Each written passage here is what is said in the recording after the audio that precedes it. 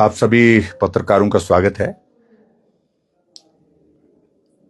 हिमाचल प्रदेश में इस मॉनसून के चलते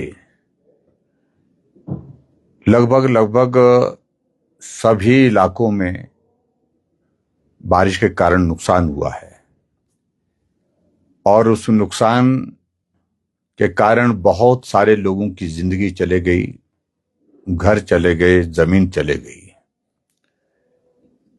अगर मैं इस बात को कहूं कि ये क्रम लगातार 2023 के बाद बना हुआ है, जब आपदा के कारण हिमाचल प्रदेश में बहुत बड़े जान माल की क्षति हुई है, नुकसान हुआ है। अब की बार जो नुकसान हुआ है, शुरू के दौर में मंडी जिला से हुआ था, जिसमें एक ही रात में 42 लोगों की जिंदगी चले गई थी, जिसमें सबसे ज्यादा मेरे विधानसभा क्षेत्र सराज में नुकसान हुआ था।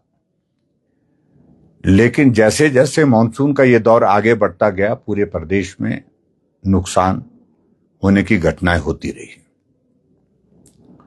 चंबा में बहुत बड़ा नुकसान हुआ, कुल्लू में बहुत बड़ा नुकसान हुआ, कुल्लू में, मनाली में, बंजार विधानसभा क्षेत्र में, और यहां तक जो मैदानी इलाके हैं, जो हमारे ऊना का जिला है, वहां पर नुकसान हुआ। और ऐसे में लाहौल स्पीति एक ऐसा हमारे पास एक जिला रहता था जहां कम बारिश आमतौर पर होती थी और कम नुकसान भी होता था। लेकिन अब की बार हमने इस बात को भी देखा कि लाहौल स्पीति में भी इस बारिश में बहुत बड़ा नुकसान हुआ है, बहुत बड़ी क्षति हुई है। भले ही किसी की जिंदगी यहां पर लाहौल में नहीं गई, लेकिन नुकसान बहुत ज्यादा हुआ है। उस नुकसान का जायजा लेने के लिए मैं यहां लाहौल के इस इलाके में आया हूं, और लाहौल के इलाके के साथ साथ में नुकसान जहां भी हुआ हिमाचल प्रदेश में अधिकांश जगह में पहुंचा हूं। अभी कुछ जगह जाना बाकी है। और पिछले कल हम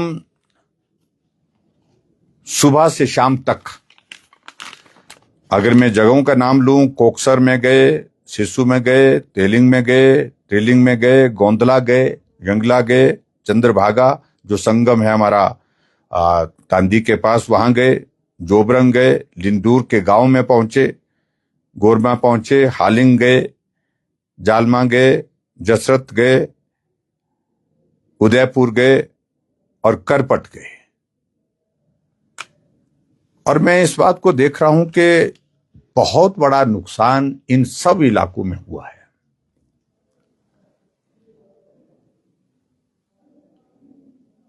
और खास तौर से पहली बात को लेकर के जो हमारे लिए बड़ा चिंता का विषय है कि लाहौल के लोगों के लिए आय का जरिया जो कैश क्रॉप्स होती है हमारी, वो एक बहुत बड़ा आय का जरिया होता है, चाहे वो गोभी है, चाहे मटर है, चाहे आलू है।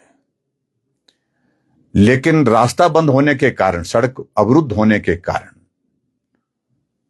गोभी का जो सीजन भरपूर सीजन था और अच्छी मात्रा में गोभी का इस बार उत्पादन हुआ था, लेकिन वो मार्केट तक पहुंच ही नहीं पाया और खेतों में ही अभी तक जो है वो सड़ रहा है। अब तो उसको बचाने की भी कोई गुंजाइश नहीं रही। यानी कि बहुत बड़ा नुकसान किसानों का इस बारिश के कारण हुआ है, क्योंकि जो नकदी फसल गोभी की, विशेष तौर से गोभी है, ब्रोकली है, उसके साथ साथ में मटर की है, मटर का भी सीजन जो है पीछे जो रहा, तो उसको मार्केट तक पहुंचाने में कठिनाई रही और कठिनाई के चलते जो है वो सारी की सारी फसल तबाह हो गई। इसके अलावा जो हमने और चीजें जो देखी हैं, एक तो फसल के कारण जो है आर्थिकी पर, यहाँ इस इलाके के लोगों के जो आर्थिकी पर बहुत बड़ा नुकसान, मतलब बहुत बड़ा जो है वो इसका बोझ पड़ेगा, बहुत बड़ा जो है इसका असर होगा। कल जहां हम गांव में गए, चंद्रभागा के पास भी हम रुके थे, जो तांदी गांव है, लगातार दोनों तरफ से मतलब नदी के कारण कटान होने की वजह से वहां लोगों के कई बीघा जमीन जो है वो चले गई है। और अब तो स्थिति ये आ गई कि गांव भी असुरक्षित हो गए। और इसी तरह से हमने जो जसरत है मिकल मैंने जहां पुल के पास नीचे गए थे, उस गांव में तो बहुत सारा सैकड़ों बीघा जमीन जो है वो उस जमीन ही नहीं रह गई, वो सारी बह करके चले गई। अब उसके बाद नौबत गांव तक की आ गई है, यानी कि गांव का जो जहां गांव में घर हैं वो घर भी संकट में आ गए हैं। आने वाले समय में उन गांव को हम सुरक्षित माने ऐसी गुंजाइश नहीं रहेगी। उसके बाद हम लिंडूर के गांव में भी गए। काफी ऊंचाई पर होने के बावजूद भी उस गांव में भी ऊपर से भूस्खलन हो रहा है, दोनों तरफ से हो रहा है, बीच में गांव है, दोनों तरफ से कटाव होने की वजह से बहुत बड़े नुकसान वहां पर हुआ है और गांव असुरक्षित हुआ है। घरों में दरारों के साथ साथ में आंगन बैठ गए हैं, धंस रहे हैं। और ऐसे में लिंडूर के गांव को भी आने वाले समय में सुरक्षित स्थान पर ले जाने के लिए व्यवस्था होगी, ऐसा लगता है कि ऐसे हालात पैदा हो रहे हैं। उसके बाद हम पीछे उदयपुर से होकर के करपट के गांव गए और करपट के गांव में तो हमने इस तरह से तबाही देखी है कि वो गांव के सारे लोग घर छोड़ करके, बहुत सारे घर तो बह करके चले गए, जमीन थी वो भी बह करके चले गए। इतनी बड़ी बड़ी चट्टानें वहां पर आई हैं जिसके चलते जो है वो एक दहशत का, एक डर का एक माहौल वहां पर हो गया है। और उसके चलते ये स्थिति बन गई है कि वहां के लोग जो है वो टेंटों में रह रहे हैं, दूसरी जगह सुरक्षित स्थान में जाकर के घर छोड़ करके रह रहे हैं। और आने वाले समय में मैं वहां पर देख रहा हूं जो हालात बने, उस गांव में किसी तरह से भी रहना सुरक्षित नहीं होगा।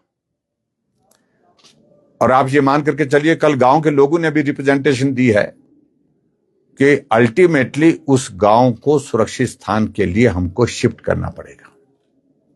यह स्थिति वहां पर करपट के गांव की है। और इसी तरह से करपट से जो पीछे गांव है, क्या नाम उस गांव का, जो शकुली, जहां नुकसान करपट की तरह नुकसान हुआ है, चंगुट की बात मैं बोला था नाम, उस गांव का भी नुकसान बहुत ज्यादा हुआ। उसमें भी वहां के लोगों को भी कुछ जगह सुरक्षित स्थानों पर ले जाने की स्थिति, मतलब नौबत आ जाएगी, ऐसा लग रहा है कुल मिलाकर के जो नुकसान वहां पर हुआ। लेकिन मैं इस बात का जिक्र कर रहा हूं कि अभी तक जो नुकसान हुआ है सिर्फ और सिर्फ वहां पर अभी तक सिर्फ पटवारी कुछ जगह पहुंचा, कुछ जगह जो लोगों से जानकारी मिली है अभी तक पटवारी भी वहां पर नहीं पहुंचा है। प्रशासन के अधिकारी पहुंचे हैं लेकिन राहत अभी तक नहीं मिली है। और नुकसान हुए काफी टाइम हो गया लेकिन अभी तक फौरी राहत के रूप में कुछ मदद होनी चाहिए थी, ऐसे लोगों का कहना है। लेकिन अभी तक मदद नहीं पहुंच पाई है।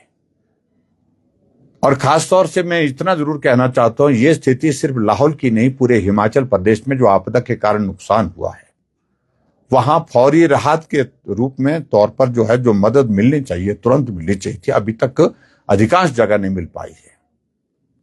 पहले प्रदेश सरकार के नेताओं का कहना रहता था, कांग्रेस के नेता, चाहे मुख्यमंत्री सुखविंदर सिंह सुक्खू जी हैं, चाहे उनके और मंत्री, एक स्वर में बोलते थे केंद्र मदद नहीं कर रहा, यही रोना रोते थे, केंद्र से कुछ नहीं मिला।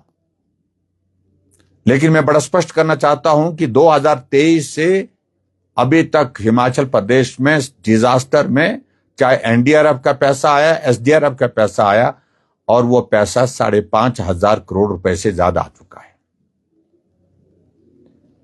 और अब की बार जो आपदा हुई, उस आपदा को केंद्र सरकार के समक्ष पूरा रखने के लिए, जो नुकसान हुआ है उसकी जानकारी देने के लिए मैं व्यक्तिगत रूप से दिल्ली गया। पार्टी के हमारे राष्ट्रीय अध्यक्ष जी से मिला, हमारे पार्टी के प्रदेश के अध्यक्ष भी साथ में थे, सारे सांसद हिमाचल प्रदेश के केंद्र में गृह मंत्री जी से मिले, नितिन गडकरी जी से मिले, फाइनेंस मिनिस्टर से मिले, और बाद में मैं व्यक्तिगत रूप से प्राइम मिनिस्टर से भी मिला, जानकारी दी। और मैं प्रधानमंत्री नरेंद्र मोदी जी का धन्यवाद करता हूं कि ये पहली बार हुआ जब आपदा हिमाचल प्रदेश में आई और उस आपदा के दौरान देश का प्रधानमंत्री हिमाचल प्रदेश में आकर के जायजा लेने के लिए पहुंचे और जायजा लेने के पश्चात हिमाचल प्रदेश के लिए 1500 करोड़ रुपए का पैकेज का ऐलान करके गए। यह आज से पहले कभी नहीं हुआ। जो कांग्रेस के नेता बार बार कहते थे कि कुछ नहीं मिला, कुछ नहीं मिला, अब वो ऐसा नहीं बोल रहे हैं कि कुछ नहीं मिला, बोल रहे हैं कि बहुत कम मिला, नुकसान बहुत ज्यादा हुआ। अरे नुकसान बहुत ज्यादा हुआ है तो प्रदेश सरकार की जिम्मेवारी नहीं है क्या? अगर केंद्र सरकार ने ही सब कुछ करना है तो प्रदेश सरकार किस काम के लिए? छोड़ देना चाहिए उनको। और उल्टा हमारा प्रश्न है कि जो 2023 में नुकसान हुआ, केंद्र से जो पैसा मिला है अभी तक वो लोगों तक मिला नहीं। जिसका घर टूटा है उसको पैसा नहीं मिला, जिसकी जमीन चले गई उसको नहीं मिली, किसी की गौशाला चले गई उसको नहीं मिला। आपदा का पैसा प्रदेश सरकार को चलाने के लिए नहीं होता है, ये आपदा के प्रभावित लोगों की मदद करने के लिए होता है। लेकिन ये हिमाचल प्रदेश में बार बार कांग्रेस के नेता जो केंद्र का डिजास्टर का जो पैसा आ रहा है उसको सरकार चलाने के लिए, तनख्वाह देने के लिए, पेंशन देने के लिए खर्च कर रहे हैं,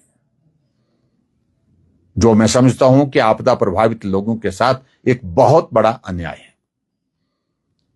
और उसी तरह से हिमाचल प्रदेश में सरकार की तैयारी इस बार आपदा के दौरान थी ही नहीं। अगर आपके पास लाहौल में गोभी का भरपूर सीजन के दौरान रास्ता बंद हो गया तो ऑल्टरनेटिव अरेंजमेंट किए जा सकते थे, लेकिन सरकार को कोई लेना देना नहीं। ऐसा लगता है कि हिमाचल प्रदेश में जो हालात बने उस हालात के मुताबिक यहां के लोगों को अपने हाल पर छोड़ दिया गया है। मैं समझता हूं ये बहुत दुर्भाग्यपूर्ण है। और बार बार मैं देख रहा हूं कांग्रेस के नेता बार बार स्टेटमेंट दे रहे हैं कि प्रधानमंत्री जी ने जो राहत दी है वो पैसा जो स्कीम की शेप में नहीं, वो पैसा सीधा जो है बैंक में आना चाहिए, खाते में आना चाहिए। पैसा केंद्र से मिलेगा, प्रदेश को मिलेगा, लेकिन प्रदेश में उस पैसे को खर्च करने का जिम्मा प्रदेश की सरकार का है। अगर पुराना अनुभव हम देखें तो वो अनुभव ठीक नहीं रहा है, इस बात को हम बड़ा साफ कह रहे हैं। चुन चुन करके उन लोगों को राहत देने के काम करने की कोशिश हुई जो एक दल से, उनके पार्टी से, उनकी पार्टी से संबंध रखते थे। इसलिए मैं प्रदेश सरकार से इस बात के लिए आग्रह करता हूं कि निश्चित रूप से जो आपदा का पैसा है वो आपदा प्रभावित लोगों को मिले। और उसके पश्चात जो आग्रह हमको यहां पर मिले हैं, पिछले कल सुबह से शाम तक हम लोगों के बीच में जब रहे हैं तो लोगों ने बहुत सारे सुझाव दिए हैं, आग्रह दिए हैं। मैं प्रदेश सरकार के समक्ष भी रखूंगा, उनको भी बोलूंगा, और उसके साथ साथ में जो केंद्र के साथ जो विषय उठाने के हैं केंद्र के साथ भी बात करूंगा। लेकिन हमारी ये कोशिश है कि जिस प्रकार से हिमाचल प्रदेश में आपदा के दौरान भारतीय जनता पार्टी के कार्यकर्ताओं ने अपने सहयोग से आपदा प्रभावित लोगों को मदद की है, राशन जहां खत्म था राशन पहुंचाया, सामान जो पहुंचाना था वो सामान पहुंचाया, चंबा के इलाके में, मंडी के इलाके में, कुल्लू के इलाके में। लेकिन कांग्रेस पार्टी जो सत्ता में है, इनका एक भी नेता, एक भी आदमी, एक भी कार्यकर्ता हमको राहत के लिए मदद करते हुए नहीं देखा।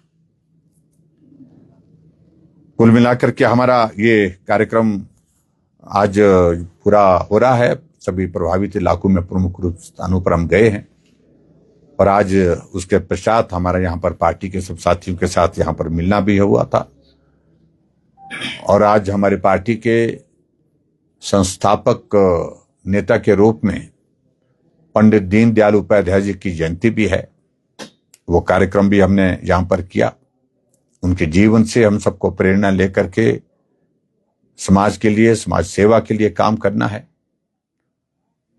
जनसंघ के समय पंडित दीनदयाल जी जनसंघ के अध्यक्ष भी रहे हैं और आज ये भारतीय जनता पार्टी का वर्तमान स्वरूप अगर आप देख रहे हैं आज हमारी पार्टी देश की नहीं दुनिया की सबसे बड़ी पार्टी है और सबसे बड़ी पार्टी बनाने के लिए उनका एक बहुत बड़ा योगदान रहा वैचारिक दृष्टि से, संगठन की दृष्टि से।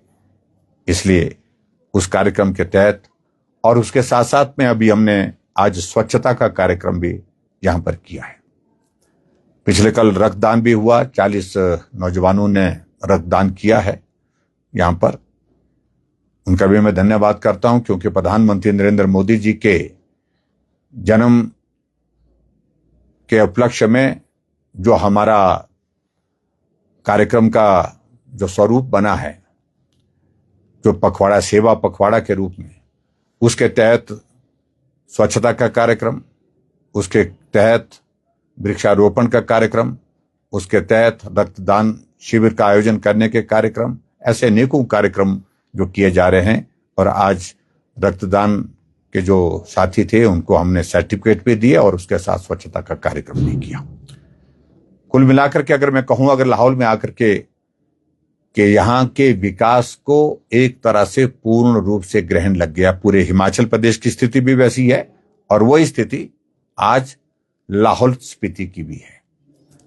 कोई भी विकास कार्य यहां पर आज की तारीख में नहीं हो पा रहा है। भले ही सरकार कांग्रेस पार्टी की हिमाचल प्रदेश में है, विधायक कांग्रेस पार्टी की है, लेकिन मैं देख रहा हूं कि सब विवश होकर के लोग आज के हालात में, जो यहां पर लाहौल स्पीति में जो स्थिति बनी है, जो नुकसान हुआ है, उस भरपाई के इंतजार के लिए राहत का इंतजार कर रहे हैं, लेकिन राहत अभी तक नहीं मिल पाई है। और ना ही यहाँ की जो विधायक है वो स्वयं इस बात को कहती है कि आर्थिक संकट है प्रदेश में और उस संकट के चलते यहाँ पर जो विकास कार्य जो है वो धीमे हैं। अपने ही लोगों को वो समझाने लगी है कि अभी थोड़ा सब्र रखे, सही में रखे। और इससे जाहिर होता है कि कांग्रेस पार्टी में भी बहुत बड़ी उथल पुथल चल रही है। नाराजगी का माहौल, निराशा का माहौल पूरे प्रदेश भर में जो है, वही माहौल यहाँ लाहौल स्पीति में भी है। Thank you.